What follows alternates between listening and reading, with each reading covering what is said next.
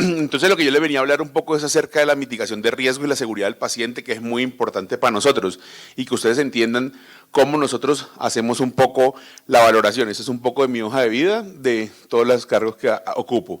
Ya han hablado de esto, de la deformidad de la escoliosis, que es una definición de una curvatura por encima de 10 grados, ¿sí?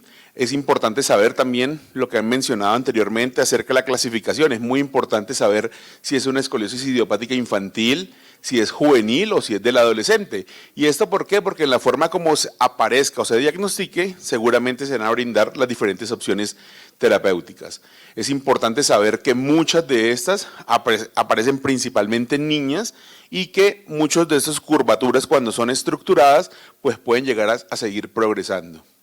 Es importante también evaluar que existe un componente genético y muchos de estos pueden estar relacionados. Entonces es muy importante que si en nuestras casas hay alguien que tenga escoliosis, pues seguramente evaluar en nuestros hijos, en nuestros nietos, si hay alguna presencia, como lo he mencionado con las curvaturas. Y es simplemente hacer el examen físico. Creo que la evaluación clínica es muy importante y es mirarle la espalda a los niños, mirar si existe alguna asimetría en los hombros, si existe esas asimetrías en el talle. Generalmente nosotros tratamos siempre cuando nos llegan los picos de diagnóstico de niños de escoliosis, tratamos de mencionarles siempre que fue generalmente secundario a periodos de vacaciones, ¿no? Cuando los niños van a tierra caliente, van a piscina, y yo siempre los molesto, les digo, la tía mínimo se dio cuenta, porque no falta la tía que está ahí sentadita mirándolos y son como que, oiga, ¿por qué la niña tiene esto? ¿Por qué la niña tiene este hombro más levantado? Entonces, muy importante, sobre todo que nosotros vivimos en tierra fría, donde estamos mucho tiempo abrigados y no vemos la espalda de nuestros hijos, hacer un tamizaje una vez al año, decirle, muéstreme la espalda, haga el test de Adams, para ver precisamente qué es esta maniobra, inclínese hacia adelante, a ver si usted tiene o no tiene escoliosis. Y si hay alguna duda, consultar al médico. Bueno, esto es muy importante. ¿Para qué? Para que nosotros cuando tenemos y nos llegan pacientes que dicen, mire, tengo un hombro más levantado, una simetría en el talle, nosotros le tomamos las radiografías y de esta forma sabemos si el niño tiene escoliosis, lo clasificamos y miramos si hay riesgo de progresión según estos análisis que hacemos para saber si el niño es de observar, de corsé o de cirugía. Una vez decidimos que es el niño de cirugía, que es nuestro caso de cómo mitigamos el riesgo, nosotros hacemos una valoración integral y tomamos todos esos exámenes de sangre, de sus huesitos, de radiografías, resonancias, tomografías en caso de ser necesarios, y todo esto nos da las herramientas para desprender una serie de valoraciones que son muy importantes, y esas valoraciones las dividimos como antes de la cirugía, dentro de la cirugía y después de la cirugía. ¿Y eso para qué? Para evaluar precisamente qué puede tener o qué podemos ver anormal que podamos trabajar antes. Ya cuando han pasado las cosas, de pronto uno dice, ¿ya para qué? Pues la idea es ver todo antes de, para de esa forma disminuir el riesgo de cirugías y de complicaciones. Entonces, eso es lo que llamamos mitigación de riesgos y este es nuestro proceso más o menos que va desde el día 1 de la evaluación hasta más o menos el primer año posoperatorio. Eso es lo que tratamos de decirle a nuestros aseguradores. Por favor, garantícenos de que el niño que vimos, que diagnosticamos, que queremos operar, por lo menos tengamos un año de seguimiento. No solamente es como fue, lo operaron y ya nos desentendimos, sino que para nosotros es muy importante seguirlo para saber precisamente cuáles son esas complicaciones que pueden llegar a pasar. Y eso es lo que precisamente hemos tratado de hacer en el tiempo. Este es un artículo que les muestro que publicamos junto con el doctor Meneses, quien ya falleció, el doctor Carlos Montero, el doctor Godoy y el resto del grupo, donde hicimos una valoración de ver qué pasaba en la literatura, porque no es lo mismo lo que dicen los libros, sino ver qué le pasaban a nuestros niños. Y esto más o menos fue lo que hicimos. ¿Qué dicen los libros? ¿Qué dicen los niños que nos pasan acá? Porque pueden que las complicaciones sean totalmente diferentes a las de otro país. Y de eso y sacamos un instrumento y ese instrumento evalúa estos 8 aspectos. Evaluamos la parte hematológica, cardiopulmonar, el riesgo de infección, las alergias, los medicamentos, las transfusiones, la nutrición y la pérdida de visión en nuestros niños. Y es así como tenemos un checklist que les mostramos cuando van a las valoraciones y a las mitigaciones de riesgo, que siempre que van a ir a cirugía van a una consulta pre. Hacemos esto, simplemente llenamos si el niño está apto o no, y si no, o nos prende alguna alerta, sabemos qué hacer. ¿sí? Si el niño sale con algún problema, no sé, nutricional, paramos la cirugía, recuperamos esa parte y luego seguimos el proceso, pues porque es un proceso que al final termina siendo electivo y no tiene sentido ponerlo en riesgo de forma innecesaria. Y es así como evaluamos esos 8 aspectos que les acabé de mencionar de forma reiterativa y cada uno con la conducta de qué debemos hacer.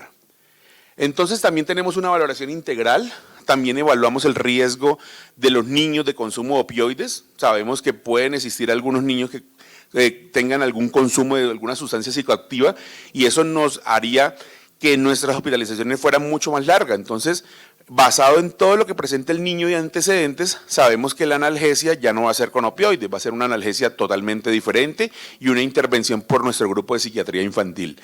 Y acá también hacemos todo, si el niño toma algún medicamento de forma crónica, si tratamos de ver que no tenga ningún aspecto con sangrado, con coagulación, para verlo. Esto es muy importante, yo creo que es el pilar de todo, ¿no? Que es la educación en la familia. Creo que muchas veces lo que siempre insistimos es no ver una radiografía y decir, el niño tiene escoliosis, listo, la otra semana lo operamos, ya.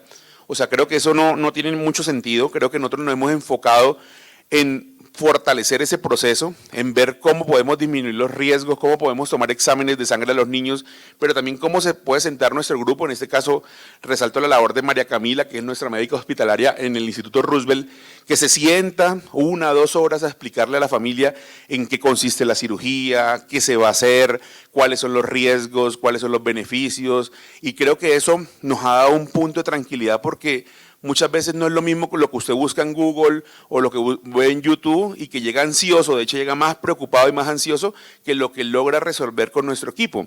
Y eso lo hemos notado nosotros como cirujanos. Nosotros hace años atrás llegábamos de pronto a una cirugía y la familia, recuerdo que llegaban ansiosos, pues preocupados por su proceso quirúrgico. Hoy llegan mucho más tranquilos, a tal punto que creo que hasta ya se van al otro extremo, o sea, a veces se van del instituto, ¿no? Que estábamos comiendo por acá abajo y uno es como, no, espere, estamos operando a su hijo. Pero creo que ese hecho de que salgan o que estén más tranquilos genera la tranquilidad que nuestro grupo les brinda, ¿sí? Y es que precisamente saben dónde están, en qué hospital están, qué cirujanos los están tratando y cómo es el grupo interdisciplinario. Y eso es muy importante, para eso hemos construido todo lo que queremos y hoy nos encontramos tratando de modernizar esta cartilla, de hacerla un poco más virtual, con algo de realidad, un poco más amigable hacia ellos. Y esa cartilla fue interesante porque no se construyó de lo que María Camila, el doctor Montero, Alvarado, Meneses consideran de que debe tener la cartilla. Esto lo hicimos basado en lo que creemos como cirujanos, en lo que las otras especialidades consideran y en lo que los pacientes nos dijeron. Nosotros le hicimos encuesta a los pacientes y nos decían, mire, yo quiero que me hablen acerca de la comida, de qué puedo comer, qué tipo de alimentación, o sea, las preguntas del común. Y eso es lo bonito, son al final documentos, pero para construirlos tuvieron un proceso detrás de que fue bastante interesante. Algunos niños requieren algunas tracciones, como ya los han conocido, que son tracciones para poder soltar un poco la curva. Y a nivel intraoperatorio, pues siempre es importante ver todo lo del sangrado, siempre es importante ver cómo disminuimos y para eso son simplemente artículos de dispositivos que ya se encuentran en el mercado que nosotros solicitamos a las aseguradoras para que puedan disminuirnos, por ejemplo, el sangrado. Esto es, por ejemplo, medicamentos que se inyectan para que el niño sangre menos, algunas pinzas de coagulación para que los niños realmente sangre menos, y acá viene tal vez algunos cortadores de hueso que se llaman ultrasónicos, que hacen que logremos hacer las osteotomías con menos sangrado para los niños y mejor recuperación. Y hoy creo que el punto más importante que estamos trabajando también en el instituto es esto, ¿no? Que es el salvador de células, que es un aparato y un dispositivo que recoge la sangre de la cirugía, la procesa y la volvemos a colocar a los niños. Entonces, ¿para qué nos sirve esto? No solamente en los pacientes que eran testigos de Jehová, que no podían recibir transfusiones, sino que también lo estamos utilizando en todos, porque es mejor ponerse la sangre de uno mismo que la sangre que viene del banco, a pesar de que es segura, pues tiene algunos riesgos y aquí lo que hacemos es precisamente lo que hablamos, ¿no? Disminuir el riesgo de que nada de esas cosas nos vayan a pasar. Entonces acá está toda la literatura que soporta también el uso de aparatos como el Cell Saver, que también estamos utilizando. Algunos antibióticos que utilizamos sobre las heridas para disminuir la infección y algún punto importante sobre todo los postquirúrgicos de que todo esto que ponemos y evaluamos de por qué esta curación diferente a otras todo esto tiene como una literatura científica que respalda el por qué lo hacemos. Nada es como definido es porque me gusta, ¿no? Sino porque tienen realmente un sustento bibliográfico. Y en algunos niños que van a múltiples cirugías, hoy utilizamos estos dispositivos que se llaman terapias de presión, que hacen que sus tejidos, como a muchas ocasiones han sido abiertos, cerrados, logren cicatrizar de una forma más rápida y de esta forma le cerremos esa ventana a alguna bacteria que trate de entrarnos hacia la herida quirúrgica. Entonces, todo esto ha sido un aspecto muy importante. Acá simplemente les quiero mencionar una paciente aproximadamente de 14 años, quien se desarrolló a los 11 años, no tenía ningún tipo de antecedente.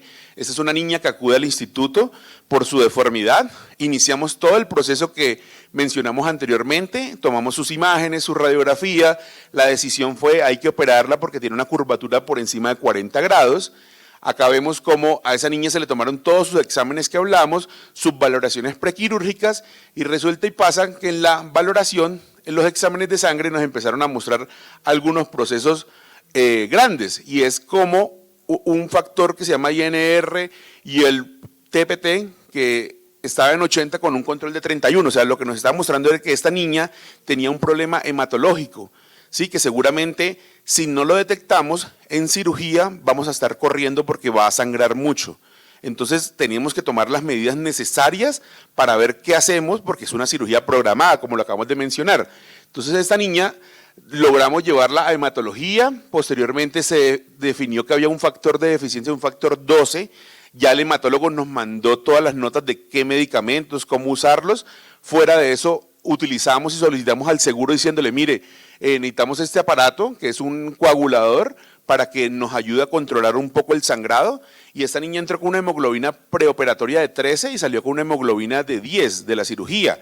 O sea, ni siquiera tuvo necesidad de recibir una transfusión de sangre, porque se tomaron todas las medidas necesarias, porque sabíamos que el riesgo de sangrado era mayor y que realmente la idea era disminuirle su sangrado. Entonces, esta es la forma de cómo implementamos un ejemplo de para qué sirve la mitigación, para qué realmente nos puede crear una alerta para nosotros tomar conductas adicionales que puedan mejorar el beneficio de los niños. Y ese es su resultado final postoperatorio. Entonces acá finalmente lo importante es que la mitigación de riesgo sirve para disminuir las complicaciones, que la importancia de la educación de ustedes como padre y como familia, que entiendan qué tiene su hijo, para dónde va, cuál es el plan del médico, que todo esto que hacemos es muy importante que estemos trabajando en conjunto. No nos sirve de nada nosotros tomar decisiones sin que ustedes las logren entender porque realmente no van a saber ayudarnos en un proceso muy importante que es el de recuperación luego en casa de estos niños. Y yo creo que cada vez nosotros venimos insistiendo, hoy tenemos un centro de excelencia en el Roosevelt, acá en la fundación lo estamos construyendo, tenemos uno de adultos en la fundación y esos centros de excelencia que ojalá fueran en muchos hospitales, ¿sí? Realmente lo que terminan diciendo es que mejoran la calidad en la atención y en los desenlaces de la cirugía en los niños. Simplemente las dos instituciones en las que trabajo, Fundación Santa Fe y Roosevelt, de las cuales creo que me siento muy privilegiado y orgulloso de pertenecer. Y pues nada, siempre recordando al doctor David Meneses, que muchos también lo conocieron y era un excelente cirujano de columna y quien falleció hace aproximadamente unos 4 años.